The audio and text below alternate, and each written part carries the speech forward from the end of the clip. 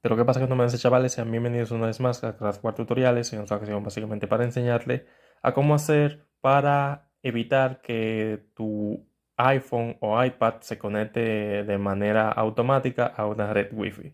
Esto es básicamente porque en ocasiones, voy a decir desde mi experiencia, yo estoy utilizando datos móviles y me tengo que mover por diferentes sitios, pero sitios en los que yo he estado o sitios en los que tengo el acceso a internet de cierta zona. Lo que pasa es que cuando estoy usando datos móviles y se conecta el wifi, hay un lapso de tiempo en el que el internet como que se va. Entonces, si tú no quieres que automáticamente te acerques a una zona, el internet entre, básicamente, o se conecte de una y se conecte a otra, o básicamente tienes dos redes, pero no quieres que cuando te acerques más a una se te conecte esa, este tu tutorial. Bueno, para la opción que quieras utilizarlo, básicamente lo que tenemos que hacer es dirigirnos al apartado de configuración.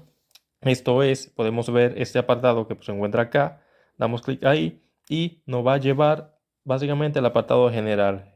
Por lo general aparece aquí en general. Y le vamos a dar el apartado de Wi-Fi. Recuerda que el apartado de Wi-Fi también puedes abrirlo de la siguiente manera, desplegando lo que es el menú acá y puedes ver que ahí está el Wi-Fi. Simplemente le das una vez, bueno, lo dejas presionado y luego le das, aparecen las redes y luego le das a cualquier red y te va a mandar al mismo apartado de Wi-Fi que podemos ver acá.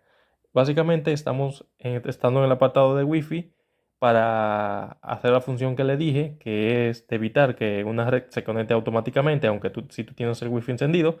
Vamos a darle, por ejemplo, a la red donde estoy conectado, dice Craftware, voy a darle clic y acá puedes ver que ya aparece esto de conexión automática. Lo desactivo y ahora cada vez que me acerque a este router o a este internet o cualquier cosa, no se va a conectar automáticamente.